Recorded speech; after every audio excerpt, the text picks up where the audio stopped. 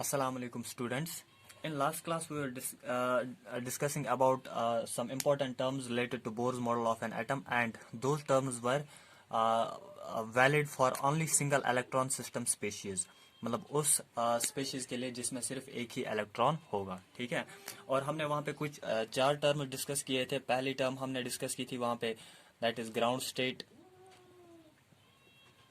Ground state क्या होता है? ग्राउंड स्टेट, ग्राउंड स्टेट होता है वो एनर्जी स्टेट जहां पे इलेक्ट्रॉन की एनर्जी सबसे कम होती है। दैट इज, इलेक्ट्रॉन की एनर्जी कहां पे कम होती है? फर्स्ट ऑर्बिट में, ठीक है। तो इस स्टेट को, इस ऑर्बिट को हम कहते हैं ग्राउंड स्टेट, ठीक है।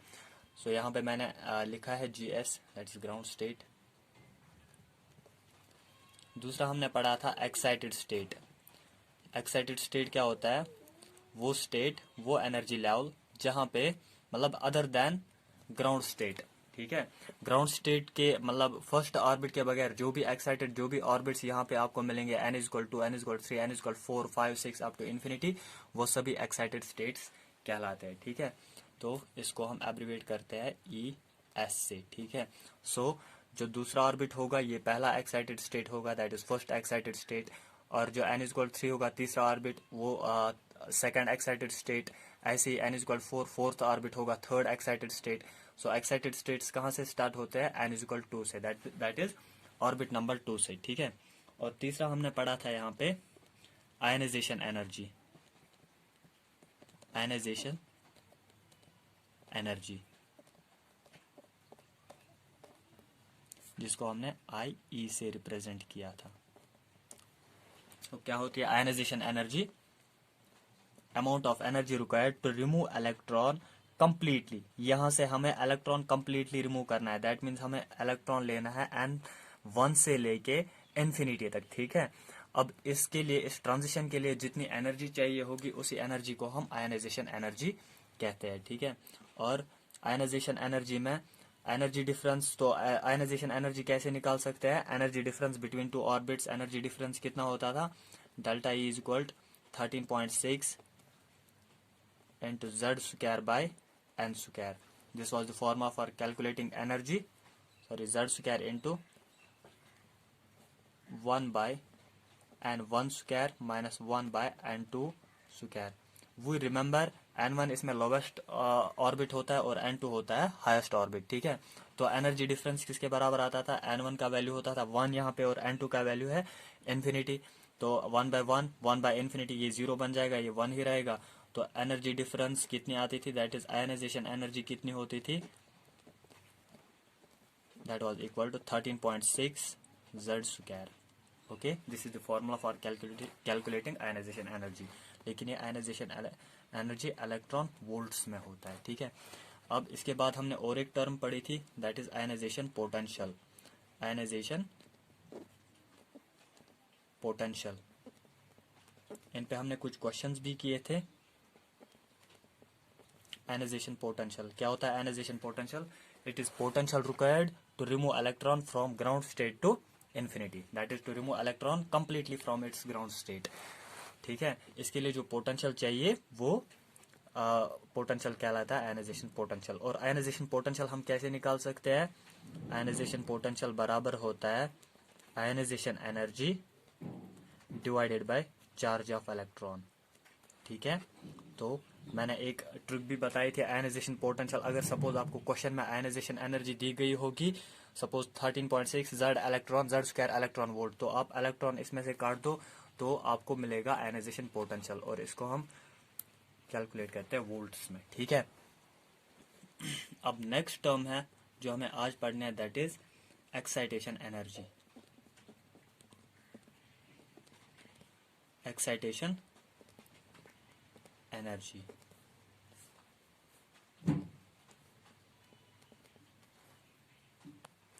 तो एक्साइटेशन एनर्जी होता है energy required to excite the electron from ground state to any other state, ठीक है। अब हम डायग्राम से समझते हैं, ठीक है। ग्राउंड स्टेट कौन सा होता है? n=1, this is ground state. और अगर हमें इलेक्ट्रॉन को लेना है ग्राउंड स्टेट से किसी भी एक्साइटेड स्टेट में, चाहे फर्स्ट एक्साइटेड स्टेट में, चाहे सेकंड एक्साइटेड स्टेट में, चाहे थर्ड एक्साइटेड स्टेट में, वट एवर यू वांट, ठीक है। तो जब मतलब उसको इस वक्त इलेक्ट्रॉन को कितनी अमाउंट ऑफ एनर्जी की ज़रूरत होती है इस ट्रांजिशन के लिए, किसी भी एक्साइटेड स्टेट में लेने के लिए। लेकिन स्टार्ट कहाँ से करना है? फ्रॉम ग्राउंड स्टेट, ठीक है। इलेक्ट्रॉन को यहाँ से लेना है तो एनी अदर एक्साइटेड स्टेट, चाहे n=2 में, चाहे n=3 में, थर्ड ऑर्बिट में, फोर्थ ऑर्बिट में, ठीक है। तो उस एनर्जी को, उस अमाउंट ऑफ एनर्जी को हम एक्साइटेशन एनर्जी कहते हैं, ठीक है। सो एक्साइटेशन एनर्जी में क्या होगा ऑलवेज? तो एक्साइटेशन एनर्जी कैसे निकालते हैं? Simply by energy difference. Energy difference आपको मालूम ही है। एनर्जी डिफरेंस क्या होता है? Between two energy orbits, that is 13.6 z square into 1/n1 square. यहाँ पे n1 क्या है? लोवेस्ट ऑर्बिट का वैल्यू, दैट इज 1। और n2 क्या हो सकता है? n2 कुछ भी हो सकता है, 2, 3, 4, 5, ठीक है। -1/n2 square. n2 यहाँ पे मैं लिखूंगा n2 स्क्वायर, बिकॉज इसमें क्या होगा? एक्साइटेशन एनर्जी में n1 ऑलवेज 1 होगा, बट n2 क्या होगा? n2 will be, it can be 2, 3, 4 so on, ठीक है। तो सिंपली हमें फॉर्मूला क्या मिलेगा? Delta E will be equal to 13.6 z square into 1 minus 1/n2 square. This will be formula for calculating excitation energy. Okay. और इसको भी हम कैलकुलेट करते हैं इलेक्ट्रॉन वोल्ट्स में, ठीक। Now next term is excitation potential. Excitation potential is the potential required to excite electron from ground state to any other excited state. जैसे कि अभी हमने पढ़ा था आयनाइजेशन एनर्जी में आयनाइजेशन पोटेंशियल, ठीक है। वैसे ही यहाँ पे एक्साइटेशन एनर्जी में कौन सा पोटेंशियल होता है उस वक्त? एक्साइटेशन पोटेंशियल, ठीक है। और ये क्या होता है, मतलब कितना पोटेंशियल चाहिए हमें एक इलेक्ट्रॉन को ग्राउंड स्टेट से बाहर निकालने के लिए, ठीक है। कितनी एनर्जी चाहिए एक इलेक्ट्रॉन को ग्राउंड स्टेट से बाहर निकालने के लिए, और ग्राउंड स्टेट से कहाँ हमें लेना होता है? किसी भी अदर एक्साइटेड स्टेट में, चाहे फर्स्ट एक्साइटेड स्टेट में, चाहे सेकंड एक्साइटेड स्टेट में, चाहे थर्ड एक्साइटेड स्टेट में। So from this diagram we can say, अगर इलेक्ट्रॉन सपोज ग्राउंड स्टेट से जा रहा है, if electron is moving from ground state to first excited state, then the amount of excitation energy will be required. उस excitation energy को हम क्या कहेंगे? उस excitation energy को हम कहेंगे first excitation energy, ठीक है। that excitation energy is known as first excitation energy. and if electron is, अगर इलेक्ट्रॉन ने जंप किया फर्स्ट ग्राउंड स्टेट से सेकंड एक्साइटेड स्टेट में, दैट इज थर्ड ऑर्बिट में, सेकंड एक्साइटेड स्टेट में, तो उस वक्त जो एनर्जी हमें चाहिए इलेक्ट्रॉन को, ठीक है, उस एनर्जी को हम क्या कहेंगे? Second excitation energy. ऐसे ही अगर इलेक्ट्रॉन जा रहा है first orbit to third orbit, then the excitation energy required at that time will be third excitation energy. लेकिन इलेक्ट्रॉन जा रहा है फर्स्ट एनर्जी स्टेट से फोर्थ ऑर्बिट में, that is third excited state में, ठीक है। और इसके लिए जो पोटेंशियल हमें जरूरत पड़ेगा, ठीक है, इलेक्ट्रॉन को ट्रांजिशन कराने के लिए from n=1 ground state to first excited state, उसको हम क्या कहेंगे? First excitation potential. Likewise second excitation potential, third excitation potential, okay. Now what will be the value of excitation potential? As already we have discussed about ionization potential. Ionization potential हम कैसे निकालते थे?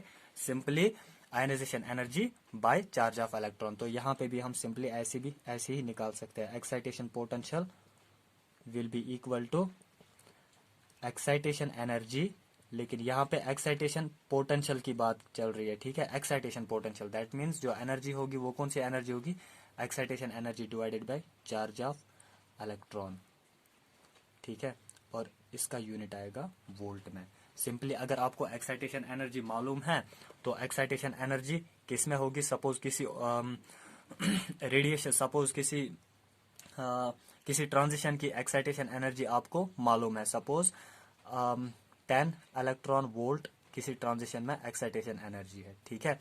तो आपको एक्साइटेशन पोटेंशियल निकालना है. How can you calculate excitation potential? Simply by dividing E, then we will get excitation potential. यहाँ से हम सिंपली ई को रिमूव कर सकते हैं, ठीक है. That will be 10 volt. Okay, now we'll move to the next term. Before moving to the next term एक छोटा सा क्वेश्चन करते हैं यहाँ पे।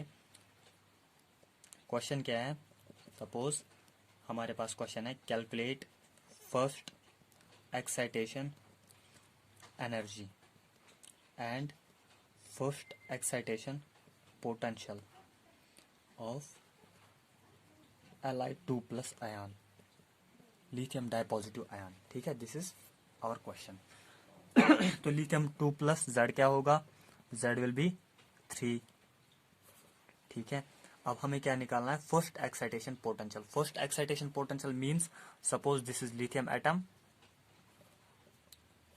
n इज इक्वल टू 1 2 3 1 2 3, ये n का वैल्यू है।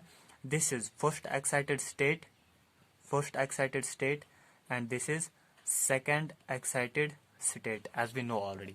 ओके, फर्स्ट एक्साइटेशन पोटेंशियल का मतलब क्या है, दैट मीन्स हमें इलेक्ट्रॉन को एक्साइट करना है from ground state to first excited state. तो यहाँ पे जो हमें एक्साइटेशन पोटेंशियल की जरूरत पड़ेगी, उस एक्साइटेशन पोटेंशियल को हम फर्स्ट एक्साइटेशन पोटेंशियल कहते हैं। तो हमें फर्स्ट एक्साइटेशन पोटेंशियल और फर्स्ट एक्साइटेशन एनर्जी कैलकुलेट करनी है, first excitation energy.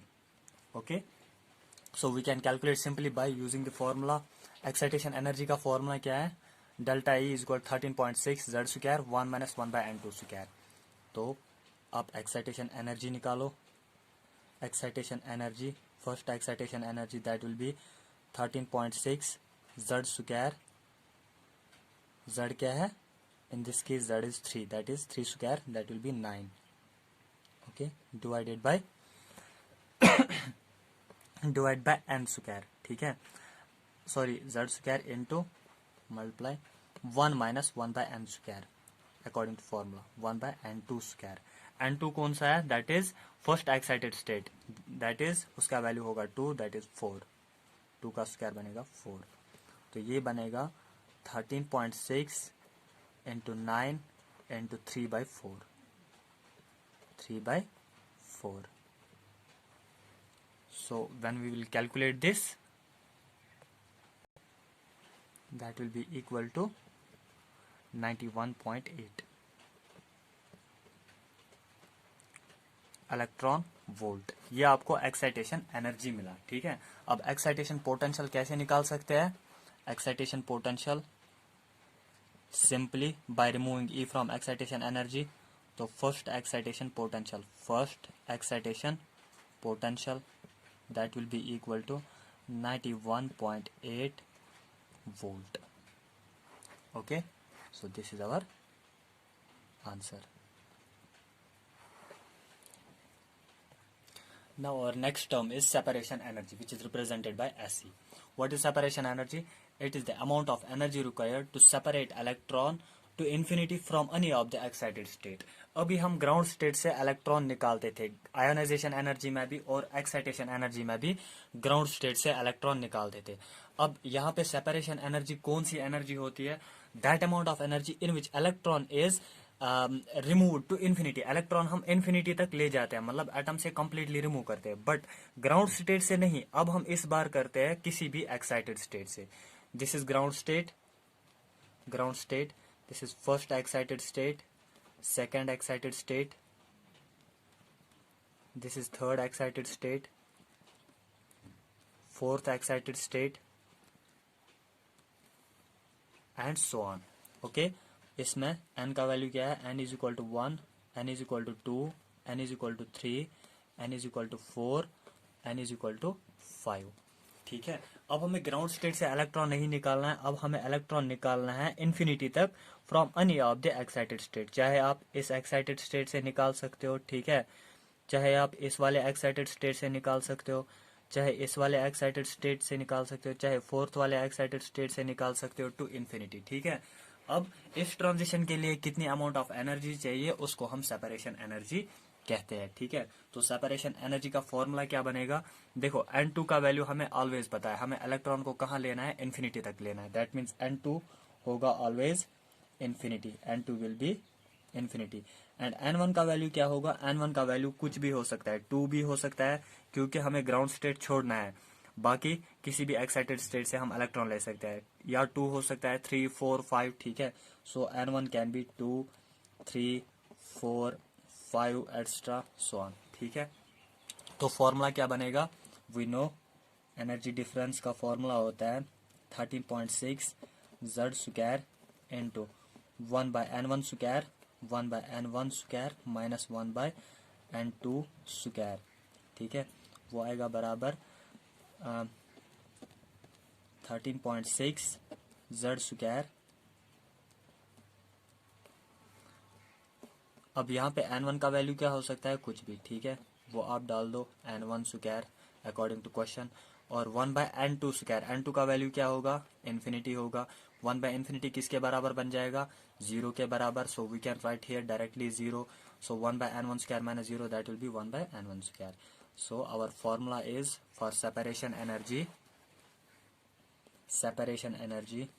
That will be equal to, यहाँ पे साइन आप नहीं लोगे, ठीक है, 13.6 Z square by N1 square, okay, and this energy will be in terms of electron volts, okay. Now we have a questions.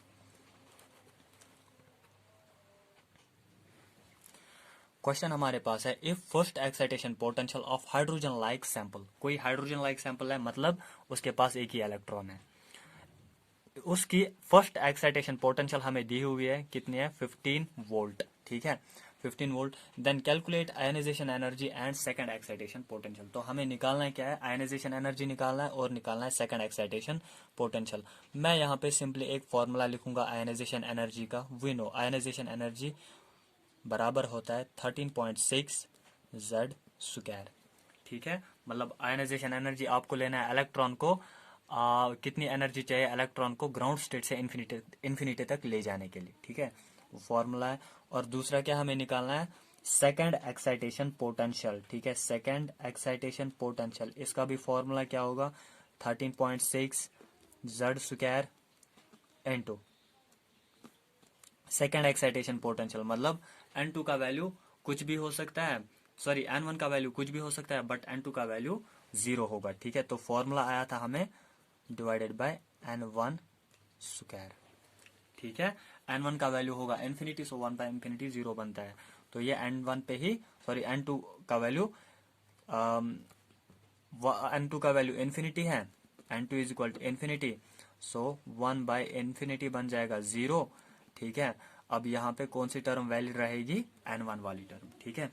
So this will be the formula for separation energy, sorry second excitation potential. So here we require Z, that is atomic number. हमें species मालूम ही नहीं है, question में सिर्फ इतना बोल रहा है hydrogen like species. Hydrogen like मतलब उसके पास एक इलेक्ट्रॉन होगा, या तो हीलियम प्लस भी हो सकता है, या तो लिथियम +2 भी हो सकता है, बेरिलियम +3 भी हो सकता है, बोरान +4, कोई भी स्पीशीज हो सकती है जिसको एक ही इलेक्ट्रॉन होगा, ठीक है। So first we have to calculate what, Z, then we can calculate these values. How we can calculate Z, हमें क्या क्वेश्चन में दिया हुआ है, first excitation potential, first excitation potential कितना है, 15 वोल्ट, ओके। अगर हमें एक्साइटेशन पोटेंशियल पता है, वी नो पोटेंशियल बराबर होता है एनर्जी डिवाइडेड बाय चार्ज, ठीक है, होता है ना। तो एनर्जी किसके बराबर आएगा, energy will be equal to potential into charge, आएगा ना, पोटेंशियल इनटू चार्ज आएगा ना बराबर, ठीक है। सो यहाँ पे भी हम फर्स्ट एक्साइटेशन पोटेंशियल से फर्स्ट एक्साइटेशन एनर्जी निकाल सकते हैं, कैसे, by simply multiplying by charge of electron, 15 electron volt बनेगा फर्स्ट एक्साइटेशन एनर्जी। इससे पहले हम फर्स्ट एक्साइटेशन एनर्जी से या एक्साइटेशन एनर्जी से एक्साइटेशन पोटेंशियल निकालते थे, कैसे, बाय रिमूविंग ए। अब हमें एक्साइटेशन पोटेंशियल से एक्साइटेशन एनर्जी निकालना है, सिंपली बाय मल्टीप्लाइड बाय ई, ठीक है, आपको मिलेगा एक्साइटेशन एनर्जी।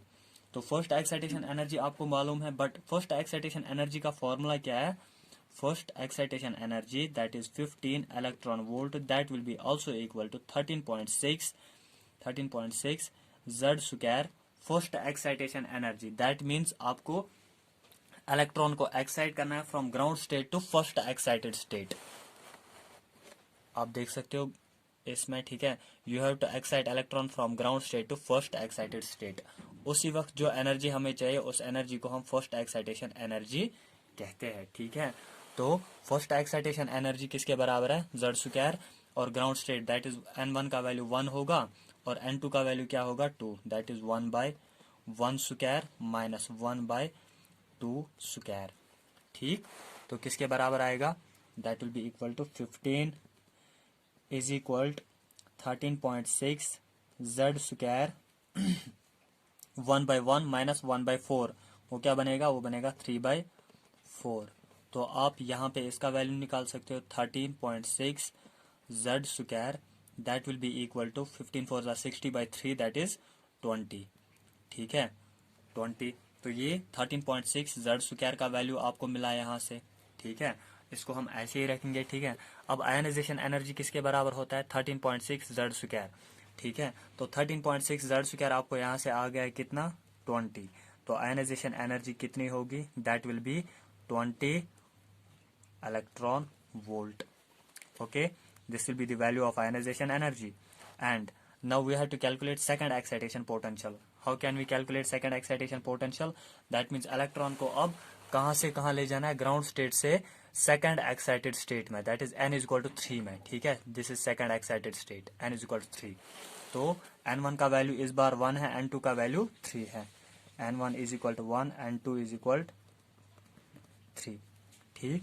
तो second excitation energy, second excitation potential निकालना है, तो इसके लिए पहले सेकंड एक्साइटेशन एनर्जी निकालेंगे। उसका फॉर्मूला हमें मालूम है 13.6 जेड स्क्वायर। अब अभी तो हमें जेड पता नहीं है, ठीक है। तो जेड स्क्वायर यहाँ पे ऐसे ही लिखेंगे into 1/n1 that is 1 square minus 1/3 square, ठीक है, that is 9। This will be second excitation energy, ठीक है। और वो बराबर आएगा 13.6 जेड स्क्वायर, ऑलरेडी हमें वैल्यू निकला है दैट इज 20 के बराबर है, दैट इज यहाँ पे रहेगा 9 माइनस दैट इज 8/9, ओके, ठीक है। तो इसके बाद हम इसको कैलकुलेट कर सकते हैं, that will be equal to 160/9, that is इसको हम लिख सकते हैं 17.77, लेकिन ये इलेक्ट्रॉन वोल्ट निकलेगा, ठीक है। अब हमें क्या निकालना था क्वेश्चन में, हमें निकालना था सेकंड एक्साइटेशन पोटेंशियल। तो अगर सेकंड एक्साइटेशन एनर्जी हमें पता है तो सेकंड एक्साइटेशन पोटेंशियल इजी है निकालना, एक्साइटेशन एनर्जी के बराबर ही होगा लेकिन विथआउट इलेक्ट्रॉन, ठीक है। इसमें वोल्ट ही जितना यूनिट होगा, this will be second excitation potential, okay. Now we will move to the next question. अब नेक्स्ट क्वेश्चन में ये मिक्सड पे देगा, ठीक है, ये थोड़ा लेवल बढ़ाएगा। The question is binding energy of hydrogen like species corresponding to second excited state is given by 13.6 electron volt. What you have to calculate, you have to identify the species first. पहले आपको देखना है atom कौन सा है, आपको दिया हुआ क्या है यहाँ से, binding energy hydrogen like species, you don't know the species which species it is only, ये आपको बोल रहा है कि हाइड्रोजन लाइक है, उसके पास एक इलेक्ट्रॉन है, ठीक है। So you don't know the atomic number, so Z यहाँ पे क्या है, अननोन है,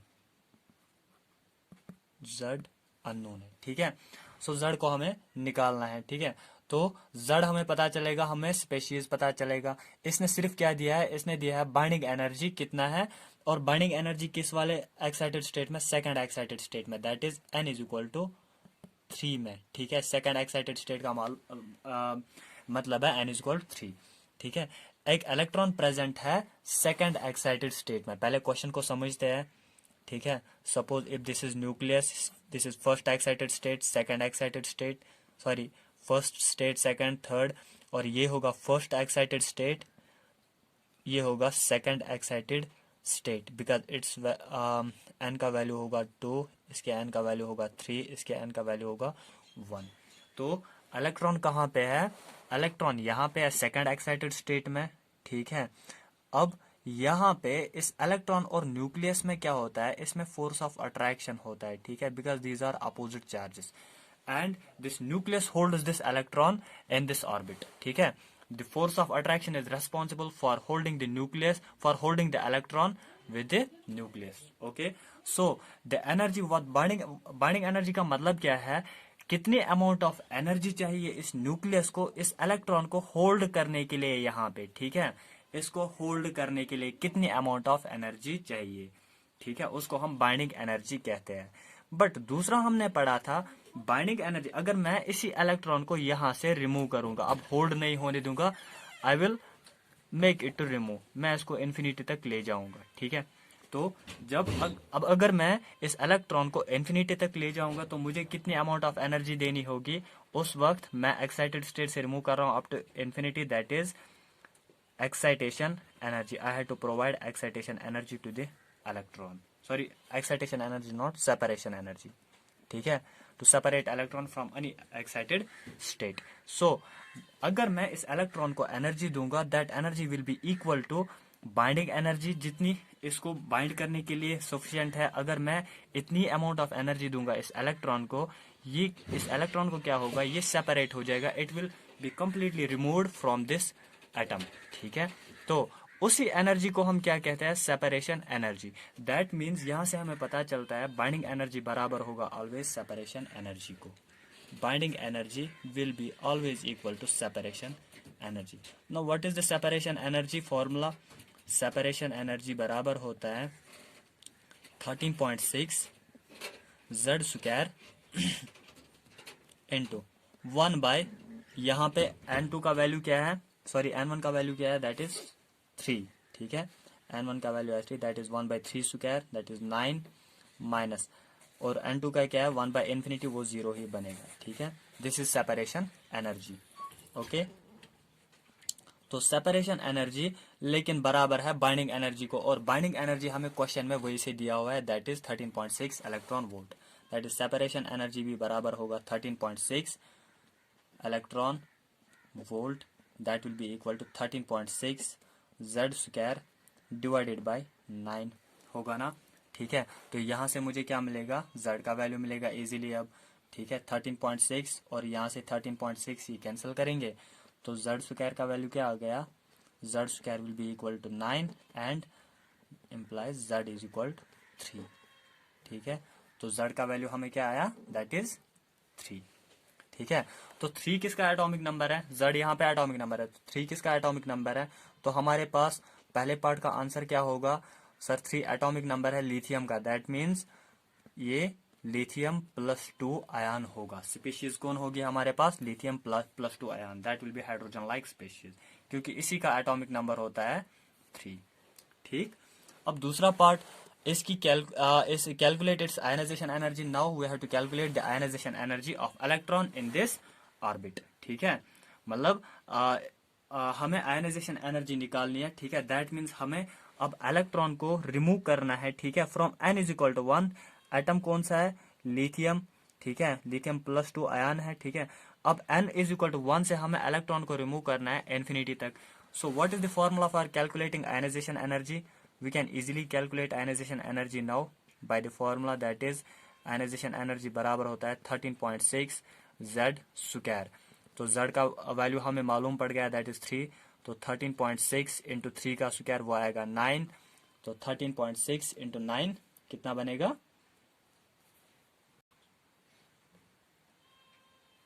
that will be equal to 122.4 electron volt. This is the value of ionization energy. अब तीसरा पार्ट क्या है, calculate energy of photon required, calculate energy of photon required to cause transition from second state to third excited state. अब second state से, that means n is equal to 2 से, ठीक है, this is second state, and अब हमें third excited state में जाना है, this is third excited state, that means n is equal to 4, इसको हम थर्ड एक्साइटेड स्टेट कहेंगे, ठीक है. तो हमें क्या करना है, calculate energy of photon required to cause transition. अब ट्रांजिशन कब होती है, सपोज इलेक्ट्रॉन सेकंड स्टेट में अब प्रेजेंट है, this is electron present in second state. अब ट्रांजिशन कैसे हो सकता है, जब इस पे फोटोन गिरेगा, कोई रेडिएशन गिरेगी, रेडिएशन में क्या होते हैं, फोटॉन्स होते हैं, और फोटोन इस इलेक्ट्रॉन को क्या देगा, ये इसको एनर्जी देगा, और उसी एनर्जी की वजह से ये इसकी ट्रांजिशन हो जाएगी, ये मूव करेगा, ये जंप करेगा to the third excited state that is n is equal to 4। अब मुझे देखना है इस फोटॉन के पास कितनी एनर्जी होनी चाहिए ताकि यहाँ पे ट्रांजिशन होगी from second state to third excited state that is second state to fourth state, fourth orbit. Okay, तो कितनी एनर्जी होनी चाहिए? That energy should be equal to the energy difference between these two orbits. Okay, energy difference between these two orbits किसके बराबर होगा? Delta E, वो किसके बराबर होगा? 13.6 Z square into 1 bye n1 का वैल्यू क्या है? n1 का वैल्यू है 2 दैट इज 2 स्क्वायर, और n2 का वैल्यू क्या है? -1/4 का स्क्वायर। ठीक है, n2 का वैल्यू 4 है, तो हमें डेल्टा ई मिलेगा 13.6 जेड। जेड कौन सा एटम, कौन सा है? Lithium, that is 3 square that is 9 into 1/2 square that is 1/4 minus 1/16 that is 16 नीचे आएगा, और यहाँ पे 4 माइनस 1 दैट इज 3/16। ठीक है, एलसीएम किया सिंपली मैंने, तो 13.6 इंटू 9 इंटू 13/16। ठीक है, 13 by that will be equal to 22.9 electron volt. This is the amount of energy required by photon to cause the transition from n is equal to 2 to n is equal to 4. Now our next part is calculate the wavelength of emitted photon. ठीक है, अब हमें wavelength calculate करनी है किसकी? Emitted photon when electron jumps from, जब electron jump करेगा from excited state, first excited state to ground state. जब इलेक्ट्रॉन जंप करेगा फर्स्ट एक्साइटेड स्टेट से ग्राउंड स्टेट में। अब फर्स्ट एक्साइटेड स्टेट कौन है? As we can see from the diagram, first excited state that means n is equal to 2। ठीक है, और ग्राउंड स्टेट कौन है? n is equal to 1। ठीक है, अब हमें जो अगर ये ट्रांजिशन होगा when the electron moves from first excited state to ground state that is n is equal to 2 to second orbit to first orbit, तो उस वक्त क्या होगा? उस वक्त रेडिएशन यहाँ से निकलेगी, इमिट होगी। ठीक है, और रेडिएशन चाहे इन फॉर्म ऑफ फोटोन निकलेगा। ठीक है, और हमें क्या निकालना है? हमें उस फोटोन, इमिटेड फोटोन की वेवलेंथ निकालनी है। ठीक है, उस इमिटेड फोटोन की वेवलेंथ निकालनी है। तो सबसे पहले हमें याद रखना है ट्रांजिशन कहाँ से कहाँ हो रहा है। ट्रांजिशन हो रहा है from first excited state to ground state. Okay, that is यहाँ पे fourth part, we have to calculate wavelength of photon. We know the formula from the Planck's quantum theory. We know formula for calculating wavelength, that is for calculating energy. ठीक है, energy किसके बराबर होता है according to Planck's quantum theory? 12400। हमें एक photon की निकालना है, दैट इज n का वैल्यू 1 होगा। असली फॉर्मूला होता है n times 12400 divide by lambda n angstroms. ठीक है, लेकिन यहाँ पे n का वैल्यू 1 है, तो हमें निकालना क्या है? वेवलेंथ निकालनी है। Wavelength will be equal to 12400 divided by energy, but ये एनर्जी होगा इलेक्ट्रॉन वोल्ट्स में। ठीक है, अब यहाँ पे हमें क्या करना है? हमें वेवलेंथ निकालनी है इस फोटोन की जब इलेक्ट्रॉन जंप करेगा फर्स्ट एक्साइटेड स्टेट से ग्राउंड स्टेट में। Suppose this is first excited state, this is ground state, n is equal to 1, and this is first excited state that is n is equal to 2। जब electron jump करेगा from n is equal to 2 to n is equal to 1, the energy, amount of energy emitted will be, कितनी amount of energy emit होगी उस वक्त? That will B energy difference between these two orbits, वो बराबर होगा 13.6 Z square. Z कौन सा atom, कौन सा है? लिथियम, दैट इज 9, 3 का स्क्वायर दैट इज 9। ठीक है, और 1 बाय n1, n1 का वैल्यू क्या है? 1 माइनस 1 बाय n2, n2 का वैल्यू क्या है? That is 2। ठीक है, 2 का स्क्वायर, तो ये बनेगा 4, 4 माइनस 1 दैट इज 3/4, तो 13.6 into 9 into 3/4 that will be equal to 91.8 electron volt. इतनी एनर्जी की ज़रूरत है हमें इस मतलब इतनी एनर्जी एमिट होगी इस फोटोन को। अब एनर्जी ऑफ फोटोन हमें पता है, हम वेवलेंथ इजीली निकाल सकते हैं। तो वेवलेंथ किसके बराबर होगा?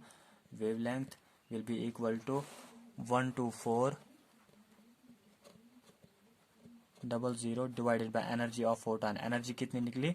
91.8 तो वो अप्रोक्सीमेटली बराबर होगा 135 एंगस्ट्रॉम. ओके.